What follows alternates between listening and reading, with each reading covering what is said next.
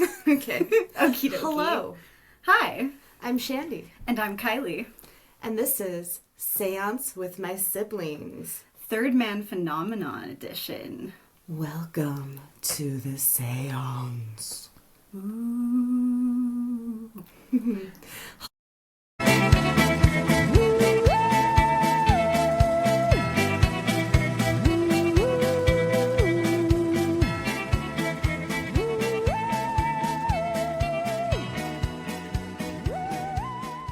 Hello, everyone. Howdy. It is the beginning of March. Yes, it is. So we are going to start with our traditional little reading for Heck the month. yeah.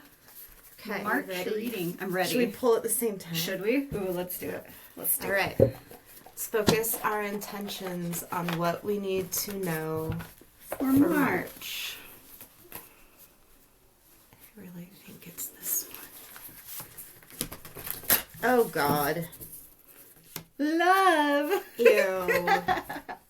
I'm just gonna play could that be, song it could Love be Stinks in my head. Self-love. Okay, or that's fine. Platonic love. Okay, that's or fine. love for your pets. Okay, that's also fine. Bah humbug.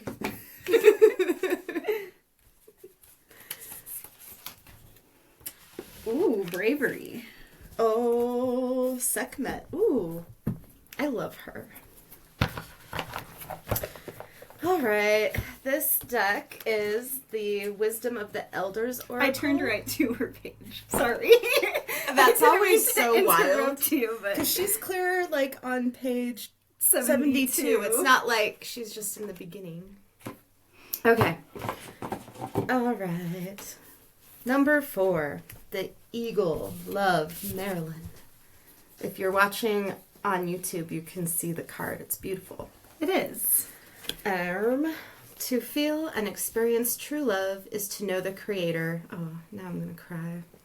And only by loving oneself can one express love for the Great Spirit. It is through self-love, you were right on, that we can fully experience love for others. It is impossible to experience true love without loving ourselves first. Eagle was chosen by the Creator to represent this teaching within the 7 sacred grandfather teachings. Eagle can fly higher than any other creature and is able to connect most easily with the Creator. In this way, Eagle can provide the purest vision to the seeker of the divine love that the Great Spirit has for all of us. It is through the sacredness of love that all things are possible, and by fully loving ourselves, we can more closely connect to the divine. Love is the most undeniable force in the universe, and it is through this gift that we can grasp the unknowable. As humans, we may not fully understand the Creator's plan for us or the path laid out ahead of us in this life. But it is through love that we can truly know this universal truth. If you have drawn this card today, it ushers in a time for a deeper understanding of unconditional love, a greater sense of self-love, or it may indicate a new or deepening romantic, familial, or platonic connection. Remember, only as you deepen your own love of self can you engage in the bounty that life has to offer and fully express love for others. Aw. Yeah, that's nice. That is nice. Shut up. I like it. I like it too. You know what's weird? I was picking out a necklace to wear today, and this whatever rose quartz, it's a something rose quartz, was like just calling my name, and I'm like, I need to hold this today. I need this in my life today. It's pretty. Yeah. It's like I got it in California. Ooh. When I got you guys your little prezzies. Oh, And nice. Craig's peener. His tiger's eye peener. Tiger's eye peener. Okay. Okay, and I got Sekhmet, bravery. Oh, so beautiful. It is so I love beautiful. that deck so much. And this is the Dark Goddess deck. Yes, yeah. By Caitlin McCarthy. If you don't have that deck and it's calling to you, it's Get a it. banger. You will not regret that purchase. Yes. Sekhmet is the Egyptian goddess of war, wrath, and healing. She Oh. breathes fire, and her hot breath represents the fierce desert winds. She is both a bringer of plagues and a goddess of healing. Once Sekhmet became so enraged with humanity that she decided to slaughter them all. Her fury terrified the other gods, so Ra was sent to stop her. He poured out a beer mixed with pomegranate juice to resemble blood in her path. She drank herself into a stupor, and upon awakening, her rage had lifted. She just needed a nap. She just needed a little nappy A little nap. drinky drink and a little nappy nap. Sometimes that quells the anger we feel, and then we don't do the thing that would have been bad. Yeah. Sekhmet is usually depicted as a lioness or woman with a lion's head crowned with a solar disc encircled with an upright cobra. Meaning, you have the fierceness of a lion inside of you. Let Sekhmet inspire you to utilize your strength, power, and bravery. Use your heartfelt intensity to empower both yourself and those around you. There are people, ideas, and projects that will greatly benefit from your leadership and example. Be confident in your abilities, and you'll shift the current chaos into a sacred and protected space. Oh, I just got full body chills. I feel like in my personal life and in just the way the world is right now, we desperately need to try to live our lives to embody these two cards. And even if we're just making things better for ourselves and those around us, that's a lot. Because people are so scared right now. Yes. Yeah. Love and bravery. Love and bravery. And bravery to stand up when things aren't okay. And you can say something about it. So, like, let's be nice to each other out there. It's shitty. Let's do our best and not be shitty. Yeah. Which I also, like, we all do shitty things. We all put our foot in our mouth. We all maybe ignore somewhere where we actually could help. And let's just do better. Let's do our best. And that's gotta be okay. Okay. Just, do your best. Keep doing the next right thing until we get through this. Yes. And thank you if you're still listening to. Yes. I will get off the soapbox now, because now we're going to talk about third man syndrome. Ooh, spooky. Which is the phenomenon of feeling like there was another person there, like a helper. And I felt like when the only story I'd really heard that I clocked as third man syndrome was like a very harrowing Mount Everest story. You know, very intense. And I was like, oh, so it has to be something like that. No, it can be something as simple as you feel someone pull you to the side and then a book flew off a shelf or something. A book got hit and it would have hit you. I have some fun stories that are similar to that. I'm so excited. Me too. This is really fun. It's gonna be fun. This is a fun one. It's a banger. Fun one. Like, I have 2 third man experiences. Hey. She doesn't care. No. She's like putting her butt all over the putting her whole mouth on the microphone. Oh. She's so silly. Last night she woke me up at probably around 4 for pets. She says, Mother, pet me. She's like, it's time. And I'm like, it's not 6 a.m. 6 a.m. is wake up, mommy, kitten, snuggle time. And she's like, no. She doesn't care. Yeah. Daddy wasn't there last night to bother, so. Anyway, okay. Like I was saying, I have 2 of my own third man syndrome experiences, both of which have to do with cars. The one I am telling today was a wreck avoided. The other one I will save for another day, so keep listening if you want to hear how I totaled a car I had only had for 3 days. Bum bum. I know. Wild. So here is my personal third man syndrome story. This happened in the year 2000. Utah was a shit show of frenzied freeway construction getting ready for the 2002 Winter Olympic Games. The freeway was shut down to just one lane in many parts and was very stressful to drive on. In the year 2000, 17-year-old me had just graduated from high school. I had a boyfriend, a handsome redheaded boyfriend, might I add. Oh. I know. And I had a pretty good group of friends. In Utah, we have this magical place called Lagoon. We've spoken about it in the past. Yes, listen to our Haunted Amusement Parks episode. Yeah, it's a banger. I fucking love Lagoon. It is a theme park, and I am a slut for theme parks. On this day, me and my boyfriend and 2 of my best friends were going to spend the day at Lagoon. The drive was around an hour and a half from where we lived in Springville. With the freeways being under construction, it took us a little longer. A very important part of this story is how terrified of driving I was at the time. My parents had to force me to drive around town just to get more practice. They pretty much had to bribe me. Like, I hated it. I hated it. Because of this intense anxiety, when I did have to use the freeway, the slow lane was where you would find me. There was nothing on this planet that can convince me to get out of the slow lane, no matter how slow or how many cars needed to merge in ahead of me.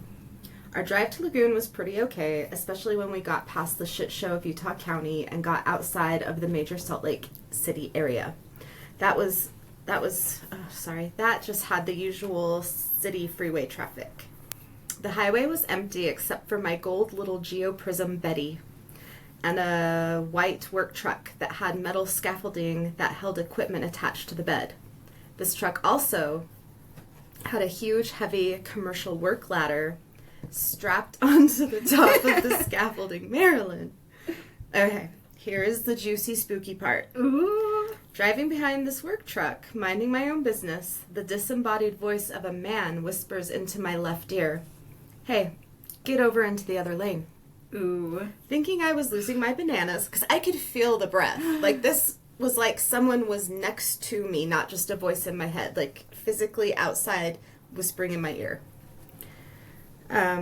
Thinking I was losing my bananas, I said in my head, "No, that is stupid." The voice became harsher, saying, "Get into the other lane." Ooh. Again, I thought, "No." Then harsher and actually very scary, the hot breath in my ear again saying, "Get over now!" Like, legit. Spooky, like, raise the hair on the back of my neck. Yes, I also felt that. This time, my body just reacted and went into autopilot, and my car made its way into the other lane. The moment all of my car was over the lines into the left lane, the huge commercial ladder flew off the work truck, crashing onto the highway. Exactly where my car would have been if I hadn't listened to the invisible man yelling at me. That is so wild. Just happened. Okay. Marilyn swished it, and so it had to adjust. Marilyn. Everyone in the car was losing their shit.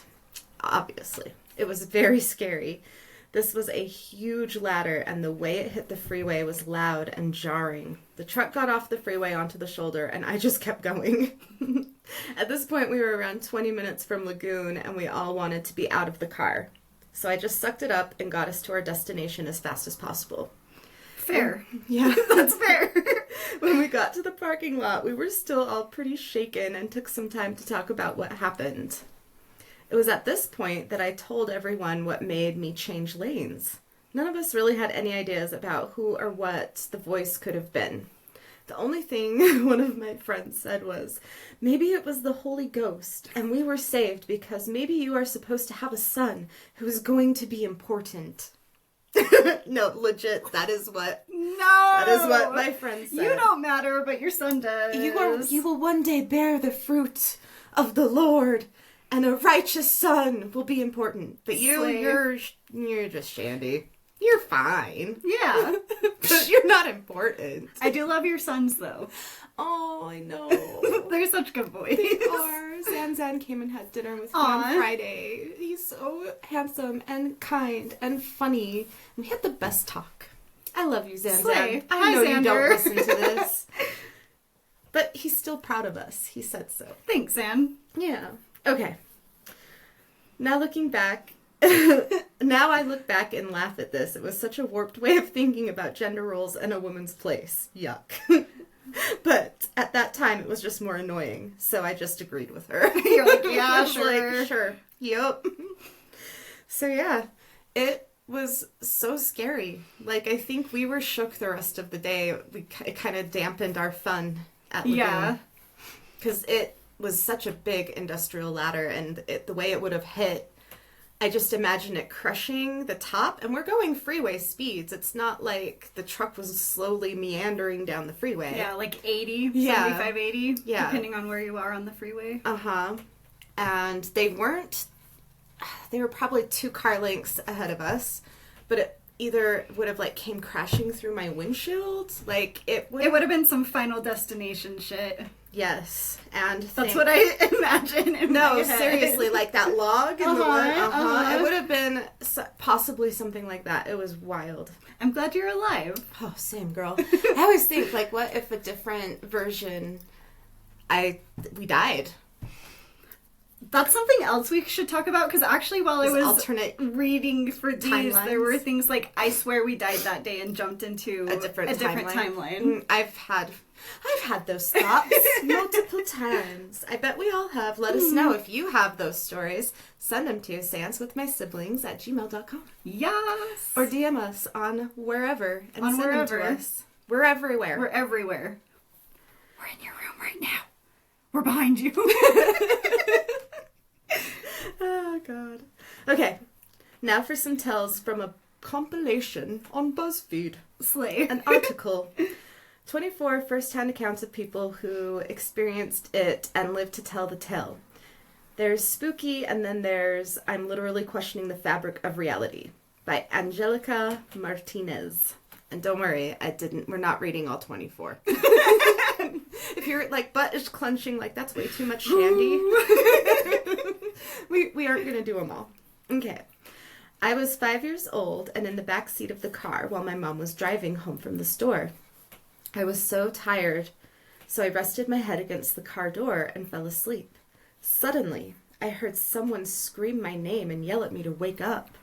I opened my eyes and asked my mom why she had yelled. She said she hadn't. Just then, a truck slammed into our car right where my head had just been resting against the door. Oh, snap. I know. Other than some bruising on my arms and legs, I was completely fine. My side of the car was smashed in. I'm sure I would have been dead if I hadn't woken up and moved my head. That's wild. Yeah. That's the story I read. I was like, wait, it doesn't have to be like a Mount Everest. It could just be in a car. Yeah. Oh, shit. I've had 2 third man syndrome experiences in a car. Anyway.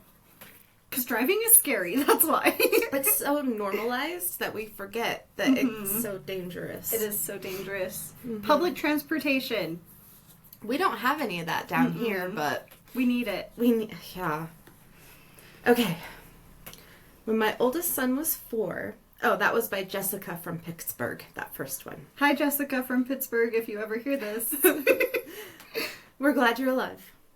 When my oldest son was 4, I took him to a local rural creek to walk around. It was a secluded location with no one else around. Excuse me, I had a little burp. Oh. I slipped and sprained my ankle so badly that my ankle bone rolled over and touched the ground. Ooh. I know, and this is like a mom with a little 4-year-old toddler. Knowing that I was in trouble, I immediately grabbed my son and got him to the car and home. My ankle was so badly torn that I couldn't put weight on it for another 2 weeks. When we were talking about it later, my son casually mentioned that it was good that those 2 men were there to help me get to the car. Oh, full body chills. Holy cow. Mm-hmm. I just assumed this is a mom because the name is Jerry, and we have an Aunt Jerry and Jerry from Ladies and Tangents, but I know Jerry is also a man's name, so it could be a dad. Jerry, whoever you are. Jerry from Binghamton, New York? Okay. Number 3. My husband and I went out to lunch one afternoon. The restaurant had TVs hanging from the ceiling, and one of them was in the corner next to our table.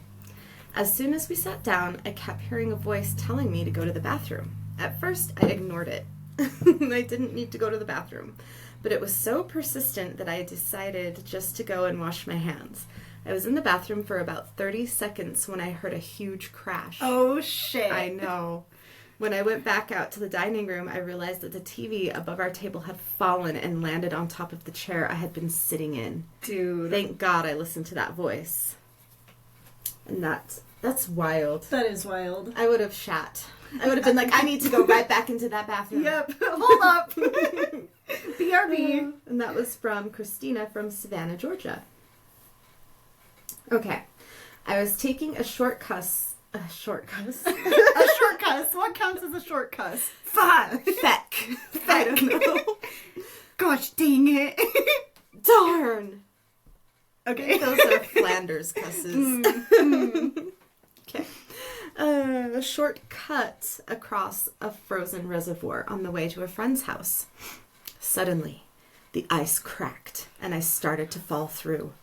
I felt 2 hands slam into my back and I skidded across the ice.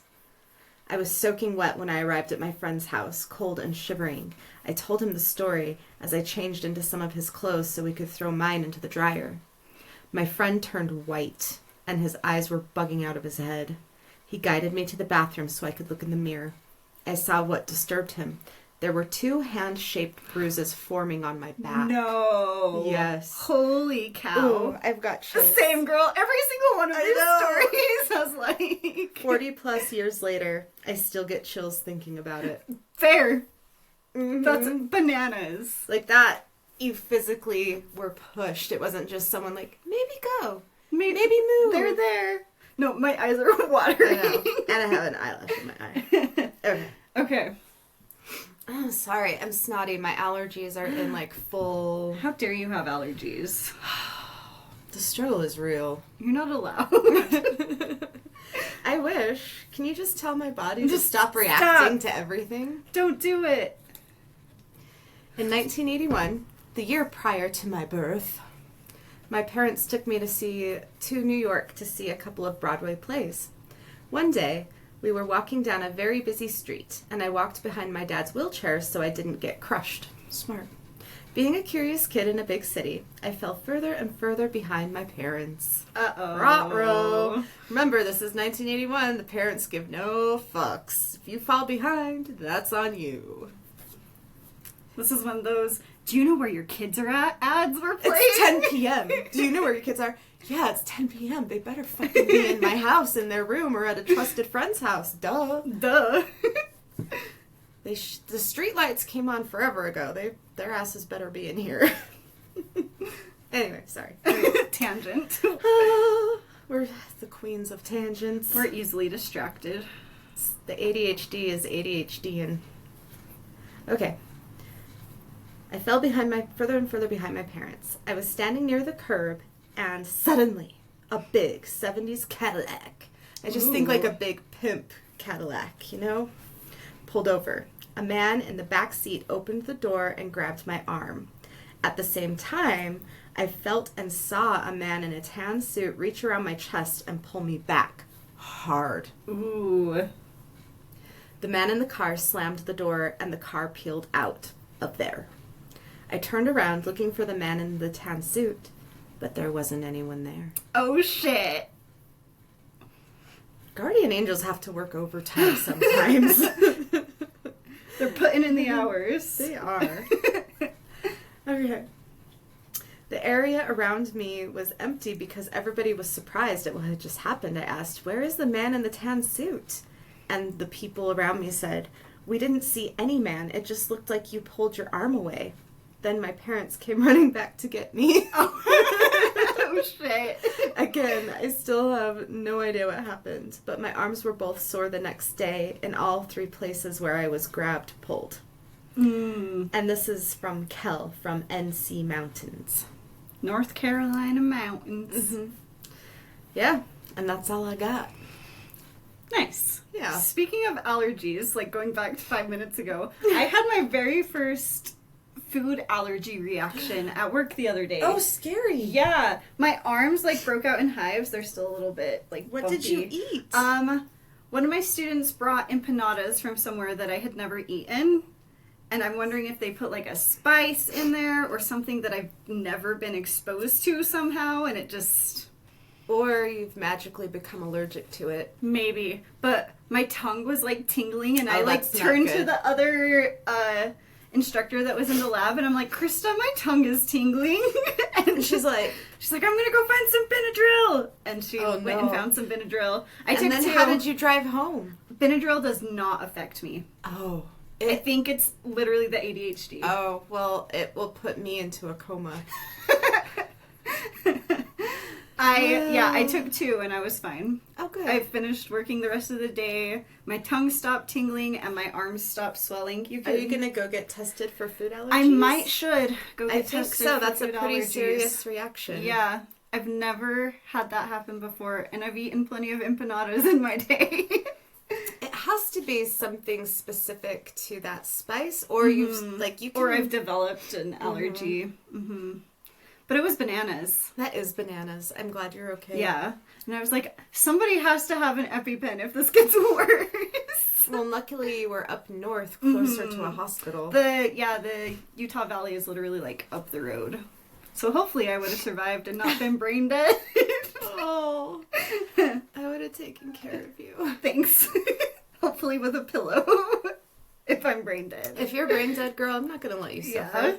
You know your ghost will leave your body and harass me and tell someone. Shandi, pull the plug.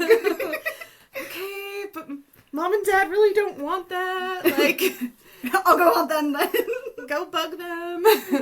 Yeah, but it was crazy. That is crazy. I'm glad you're okay now. Also, same.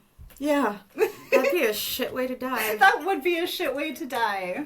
Be careful out there, folks. Yeah. Yep. Oh, yeah. Good times. Good times. Oh.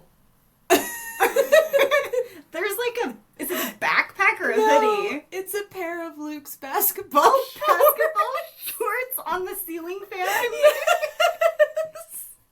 What the hell? Oh, Lucas. That's what a funny. Silly butt. Oh, and I have a ghost update. Ooh! Tell us. Do tell. Yesterday. Oh. So, a hot minute ago, I've told you guys this. We bought cat balls. Oh, yeah. Okay. For ghost hunting purposes. Mm-hmm. Rechargeable cat balls. Rechargeable cat balls. I have them sat on... One is on Stella Mae, the haunted doll's lap, and the other one is, like, sitting beside her. Mm-hmm. I was making coffee, and these balls have not gone off. It's been, like, 3 weeks that I've had her now. Maybe a month.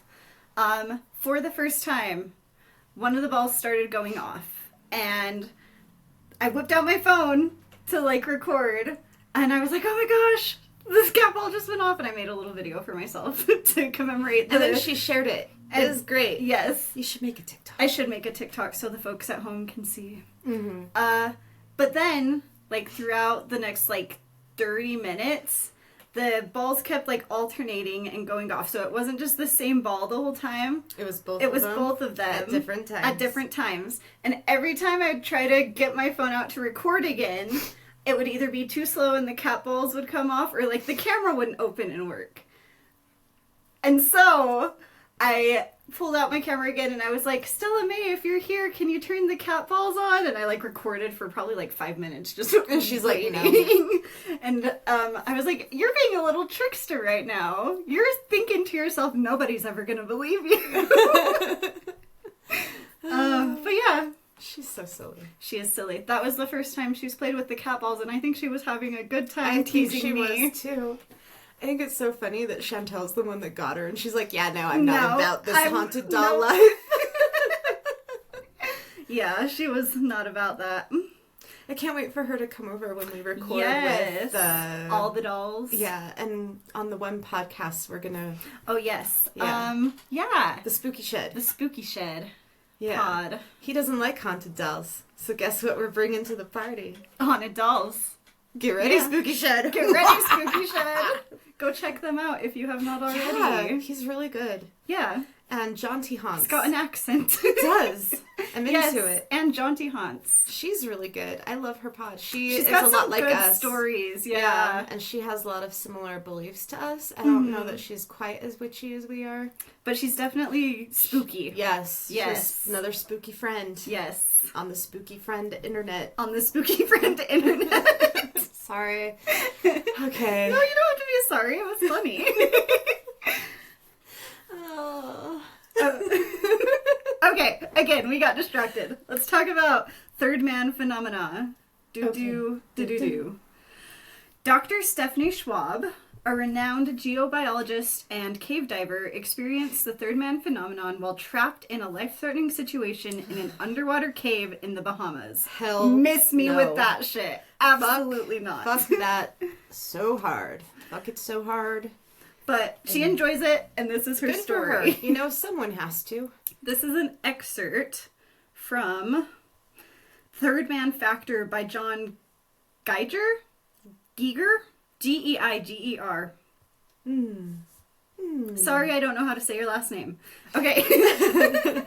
The opening to the underwater cave was barely wider than her shoulders. And why would she go in there then? If you can't turn around and back up, don't go in. But she did. Oh, girl. I know. These, again, like we said, absolutely not. But people really enjoy this shit. When she slipped through, Stephanie Schwab entered a world few have ever seen. A world of absolute darkness, now brilliantly illuminated by her lights. The crystalline walls of the cave glittered like jewels. Bone-white stalactites and stalagmites reached out toward her as she swam deeper and further into the mermaid's lair. Oh my. Yeah, it's got a cool name. That would tempt me. Come hither. I'm all about a mermaid. On the south side... God damn it. On the south side of Grand Bahama Island to her destination more than 300 yards away and 98 feet deep. For all its underwater explorer, rated by Diver International magazine as one of the top divers in the world, except for the fact that she was alone. Usually, Schwab dived with her husband, the British cave explorer Rob Palmer. Imagine having a title like that. I'm the British cave explorer. That would be cool. I'm just Shandi the daytime ghost hunter. Not as cool. Anyway, he was an expert on blue holes of the Bahamas, a system of spectacular submarine caves that includes the world's deepest known blue hole. What's a blue hole? A vertical cave. Oh! Given its name because the water of the cave is much darker than the blue of the shallow water around it. Terrifying. Yeah. Let's go in. It is a world of skeletal calcite appendages and vast hidden cathedrals inhabited only by small colorless species of sea life, many unknown to science. Marilyn, where are you? Even today, most of the caves remained unexplored. The Mermaid's Lair, an extensive horizontal cave, was an exception. It had been explored previously by Palmer and Schwab together, but not this day. Palmer was dead. He had fell to the surface after a dive in the Red Sea earlier that year. Schwab was left to continue alone their challenging and dangerous work, researching the water-filled Bahamian cave system. But she could just retire, though. But she likes it. Okay. I feel like this is a group activity and not a solo activity. Maybe. Probably. Absolutely. It was late August 1977. Or 1997, I mean. I was not even born. Oh my god, you're such a baby. And Schwab, a geomicrobiologist, was there to collect sediment samples for another scientist who was studying dust from the Sahara Desert that centuries earlier had been carried by winds across the Atlantic Ocean and deposited on the floor of the Mermaid's Lair. They had already been unexpectedly eventful.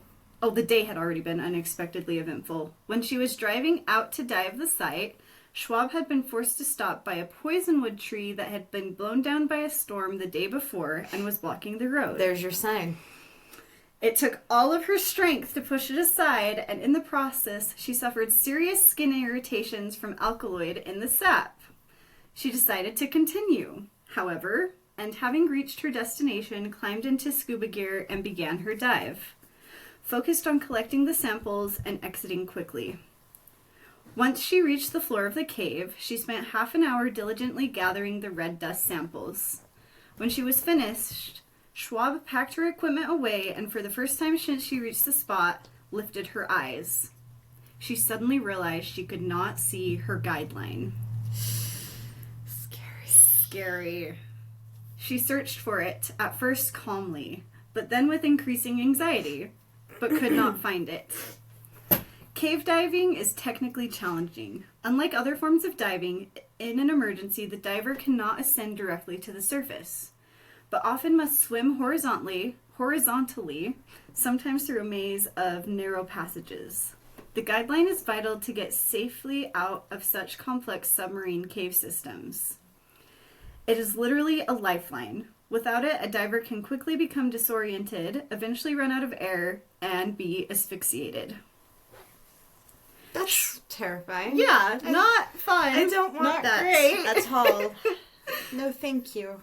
No, thank you. Schwab experienced a growing sense of panic. She immediately realized her mistake. When she dived with Palmer, she often relied on him to serve as her guide. On this dive, she had inadvertently fallen into the same old pattern and lost sight of the line. I had based my dive on the unplanned assumption that he was there, but he was not there and had not been for months. She was actually alone. Really heartbreaking. Yeah. She checked her tank gauge and realized that she had only 20 minutes left. Schwab's panic turned to anger. She flew into a rage, furious at Palmer for his death. Her sense of loss as palpable as the terror she felt. Angry too at herself for being so stupid, making an elementary diving mistake that threatened now to claim her own life. For all intents and purposes, at that moment, I had given up on my life. I was ready to leave the world. I was so depressed and I missed Rob so much. I had had enough of the pain. Then, at the height of the rage and sadness, Schwab said, I suddenly felt flushed, and it seemed like my field of vision had become brighter. She vividly felt the presence of another being with her. There was no doubt in her mind that someone was with her in the cave. She believed it to be her dead husband. She heard his voice, communicating mentally with her. All right, Steffi, calm down. Remember, believe you can. Believe you can't. Either way, you are right. Remember? It is something Palmer used to say to her all the time, acting as an invocation to her inner strength. Schwab was stunned by the intervention, but it was a help to her, and she did calm down. She sat there on the floor of the cave, trying to get a handle on why my brain was going this route. About 15 minutes had passed since she realized she had lost the line. Time was running out. When she looked up again, she did so with renewed resolve and calm. She methodically scanned the cave.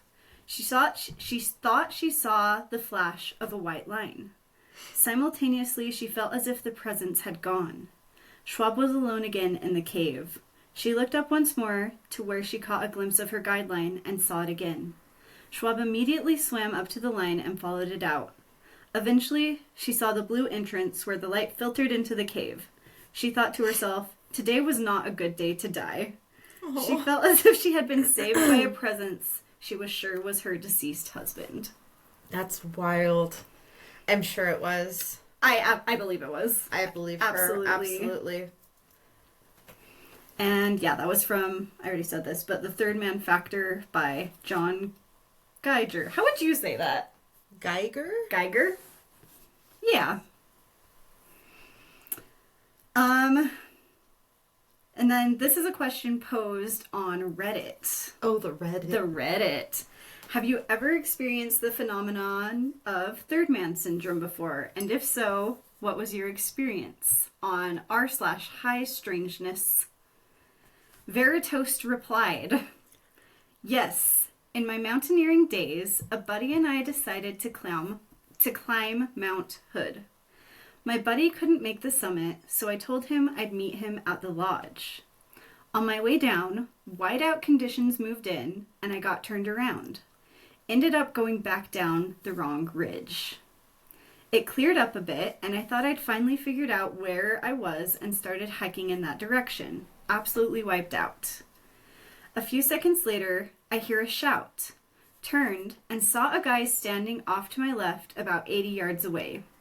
He was dressed in 80s ski garb, wraparound sunglasses, bright pink neon ski boots, the whole bit. He was holding a pair of skis standing upright in his left hand. He shouted, "Not that way, over here," and waved me over. I walked back towards him upslope from where I had been going. As I trudged over to him, I glanced down for a few steps. When I looked up, the guy I'd been talking to sort of dissolved into a tree. I was pretty weirded out, but chalked it up as a hallucination. Still do, really, but later I got the map out and figured out where I'd been, and I'm pretty sure I was heading for a bad day the way I was going. It's basically a 30-foot cliff face the direction I was headed. Oh, shit. I unthinkingly kept going in the direction the 80s tree dude told me to go. 80s tree dude. I love it. It never occurred to me at the time that I was following the directions of a hallucination. Anyway, I finally found the ski run and followed it back down the lodge. I don't think that was not a hallucination. Hallucinations are never that helpful. Mm-mm. Hallucinations, if you're suffering and living with, like, schizophrenia, or you get psychosis, if you're experiencing a manic episode, the hallucinations are never, generally speaking, kind or helpful. They're usually saying mean things to you, or they're commanding you to hurt yourself or others. And that's not as more typical, you guys, so don't think people living with mental illness are dangerous. I'm just saying, they're usually not. They're not helpful. And they're usually not dressed in 80s ski garb. And they usually don't know which way to tell you. Like, if you don't know which way to go, your hallucinations aren't going to know which way to go either. Exactly. I think it was an intervention from one of their spirit guides, just a traveling by spirit. That's maybe somebody that died on the slope in the 80s. Someone's just hanging out and helps other hikers or skiers. Yeah, well, like, and if you love skiing, like, as a ghost, you would probably still go skiing for sure. You'd just be hanging out at your favorite place in your favorite pink ski boots. Hell yeah. Okay. One more. By Abject Afternoon 388.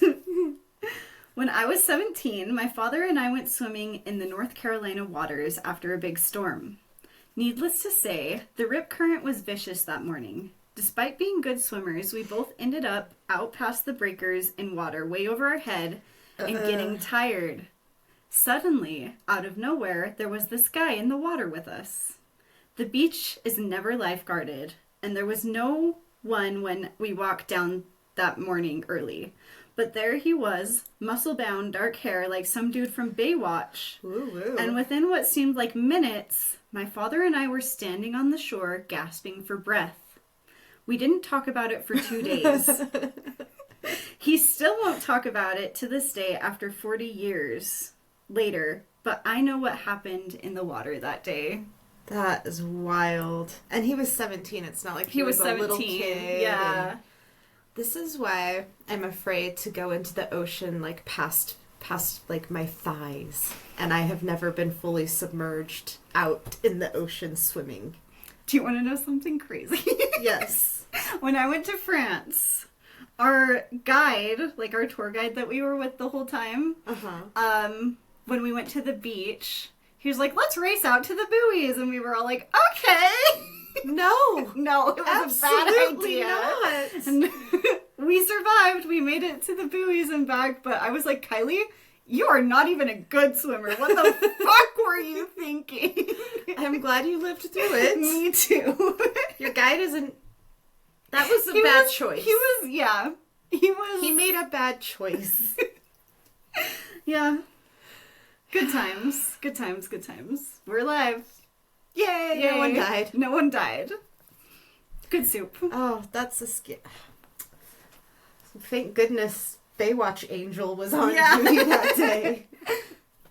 I just got a cat butt to the face. She doesn't care. She's always like, look at my fancy butthole. Mm-hmm. God, Marilyn. Well, that's all I've got for you. That's all for today, folks. We've got socials. We do. We've got YouTube where you can watch us and you can watch Marilyn put her fancy butthole everywhere. And bite the cords. And bite the microphone. And bite us. Swish us in the face with her tail.